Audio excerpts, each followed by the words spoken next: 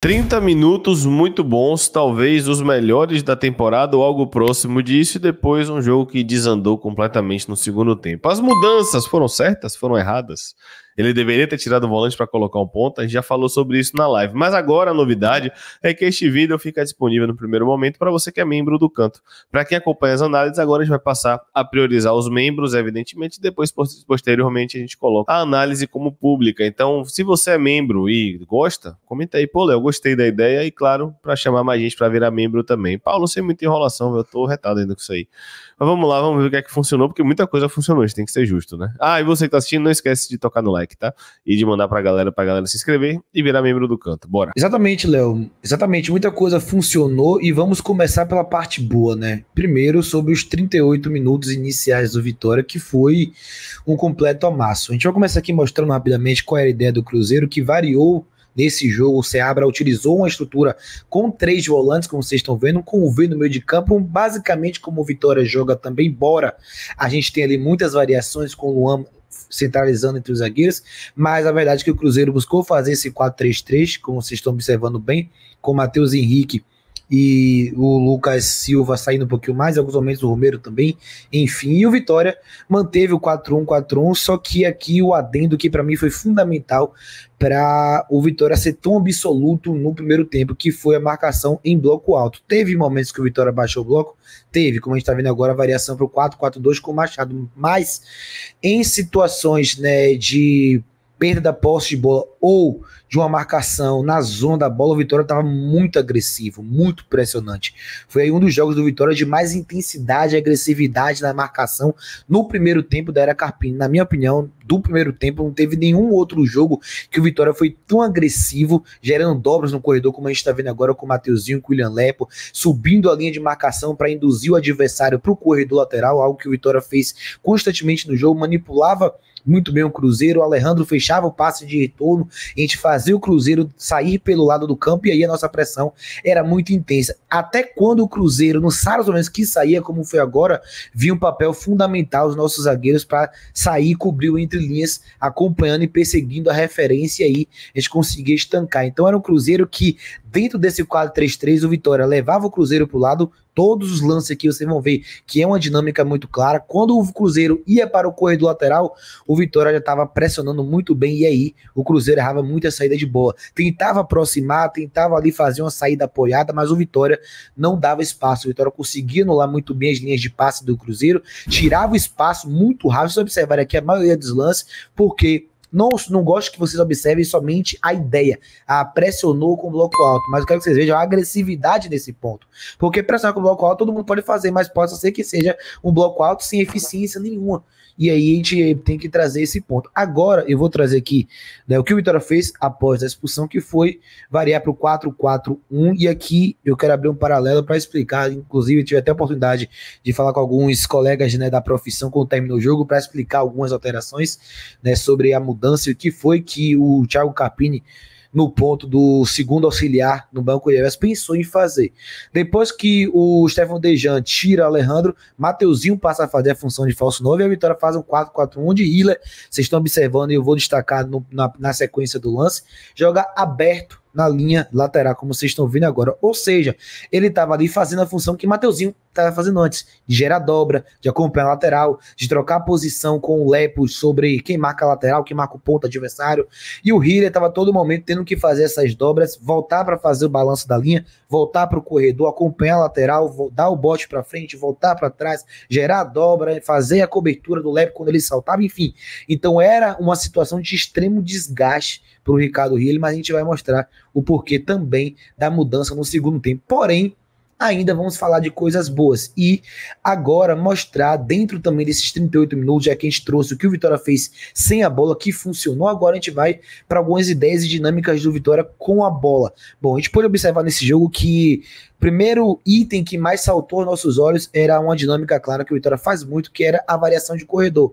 Uma diagonal longa para o lado oposto, inclusive Wagner erra uma diagonal tentando fazer essa jogada, outras duas ele acaba acertando, Lucas Arcanjo acerta, e me chamou muita atenção nesse jogo não que em outros também não tenham chamado, mas o Vitória com um ataque muito rápido, com a valorização da posse de bola ainda, porém trocando passes, sendo muito vertical e veloz nas ações. Aqui a gente pode ver que o Cruzeiro também pressionou o Vitória na saída de bola, o Cruzeiro que fazia ali em alguns momentos o 4-3-3, como a gente vai observar muito bem agora, e aí subia gradativamente a pressão para abafar a saída de bola. Em algumas situações a gente fazia essa inversão, essa diagonal, porém também teve momentos onde a gente conseguiu criar algumas jogadas e o lance do segundo gol, a bicicleta ofuscou, que foi a jogada do Vitória que a gente vai trazer aqui.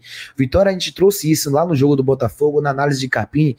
O time de Carpini é um time que joga muito pelos lados do campo, desde a origem da jogada. É um time que faz uma saída apoiada. Se vocês observarem essa jogada aqui, é de um Cruzeiro pressionando, o Vitória aproxima desde a saída de bola, desde a origem da jogada, e consegue quebrar a pressão e o Lepo progride no corredor. Por que eu tô trazendo isso aqui? Porque agora o lance do gol é uma jogada extremamente e rigorosamente parecida. Lepo vem ali dar apoio ao Neres pelo lado do campo, o Cruzeiro salta a pressão no Vitória, Mateuzinho acelera com raiva, como eu falei, troca de passes apoiada, porém muito rápida, muito veloz e principalmente bem vertical. E outra vez o Lepo, juntamente com a triangulação e aproximação do Vitória, quebra a pressão do Cruzeiro e aí chega na linha de fundo. E aí depois, não preciso nem falar, né? O gol mais bonito da história do Barradão e não tem nem discussão quanto a isso que o Alejandro fez na sequência. Porém, como eu disse, o golaço não pode ofuscar uma dinâmica que o Vitória trabalhou e que ocasionou no gol. Saída da pressão muito bem feita pelo lado do campo, como o time de Carpini costuma jogar. O Vitória dificilmente começa e termina o jogo por dentro.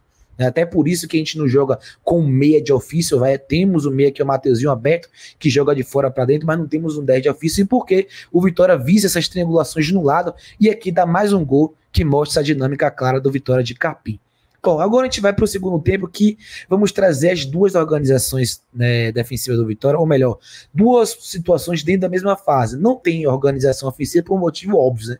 O Vitória não conseguiu sair, a gente vai mostrar aqui também porque não teve cenário de organização. O Vitória foi ataque contra a defesa por conta do erro de Neres, que a gente já muito falou, então não vamos bater muito aqui na tecla. Aqui a gente pode ver que o Vitória manteve o 4-4-1, como vocês viram, só que o treinador Stefano Dejan, obviamente, que foi a orientação de Carpini, fez algumas alterações. Primeiro eu quero trazer um adendo que o Vitória não só ficou no 4-4-1, o Vitória durante uma parte considerável do segundo tempo variou para o 5-3-1 ou em alguns momentos para uma linha de 5, essa de 3 em 1 ficava um pouco bagunçada, porque o Oswaldo recuava no lado oposto para fazer uma linha de 5, porque o Cruzeiro começou a povoar muitos corredores laterais, usar peças abertas em amplitude e também peças por dentro do campo. Porém, aqui a gente vai trazer já a alteração desse 4-4-1. Mateuzinho está aberto na direita e Oswaldo na esquerda. E por que o treinador tirou o Ricardo Hiller? Porque essa função, eu falei isso, né, com o Thiago do Arena Rubro-Negra, essa função de ficar acompanhando o lateral, de gerar dobra,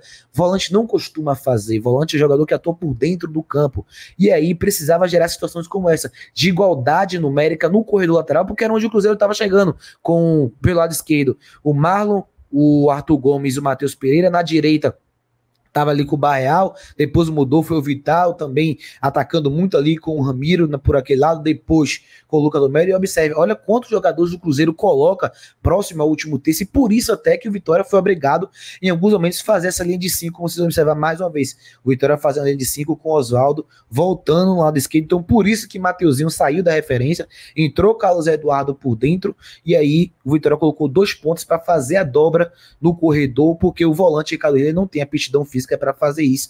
Não à toa deu certo, entre aspas, porque o Vitória conseguiu sobreviver durante 33 minutos, né? O Vitória só sofreu gol ali perto dos 15 minutos finais do segundo tempo, mas aqui você deu para ver que a ideia até em alguns momentos faz sentido e funciona. Olha como o Vitória consegue gerar ali um povoamento na zona da bola. É bem verdade que quando a gente está com a menos, o time escolhe onde é que vai sofrer. E o Vitória preferiu sofrer com a primeira linha do Cruzeiro. Se observar a saída de 3, todo mundo está com liberdade, porque não tem muito o que fazer. Você está com a menos aqui um 5-4, né, bem de momento de jogo mesmo, e o Vitória dando essa liberdade para a saída de 3, porque a ideia era conseguir igualar o lado do campo. Conseguir igualar do campo para que os volantes pudessem combater também por dentro no Matheus Pereira e no Vital, que estavam flutuando muito por ali.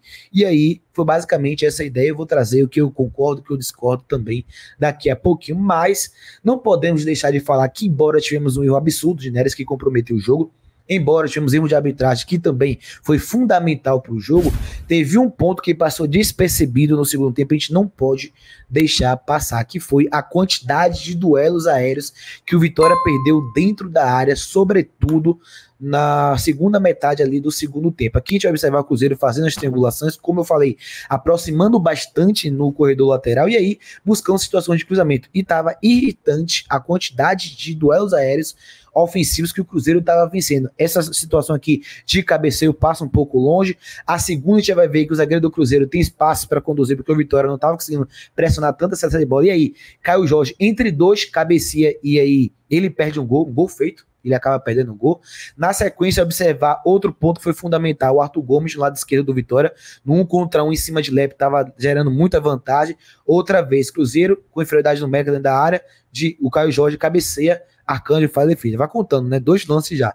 Aqui, o terceiro lance, outra vez o Cruzeiro chegando na área, gerando vantagem. Terceiro cabeceio, terceira vez que o Cruzeiro vence o duelo aéreo e aí a bola vai para fora. Agora a gente vai para o lance do gol, que também é o quarto duelo aéreo ofensivo vencido do Cruzeiro, onde aqui já é um erro, porque Naldi deveria ter encurtado, Naldi não cobre a bola do Matheus Henrique, acaba demorando de encurtar, que ele não era o zagueiro da primeira linha, que estava normal, era o volante já numa zona perigosa, então o Naldi tinha que ser agressivo, ele não foi, e aí o Dineno também, 2 pontos. Arcanjo, para mim, tá mal posicionado, fechou muito a primeira trave. Não sei se ele fica na posição adequada, se ele chegaria na bola ainda assim, que é uma bola atravessada. Não sei, mas para mim tá mal posicionado. Poderia estar um pouquinho mais centralizado para facilitar a sua reação. Mas outro ponto também passou despercebido. Dineno é um argentino. Todos os argentinos parece que nascem sabendo fazer gol de cabeça. A gente vai por Vegete, por Caleri aqui no futebol brasileiro. Então, argentino parece que nasceu sabendo fazer gol de cabeça, mas não existe Dineno subir entre 2 defensores do Vitória.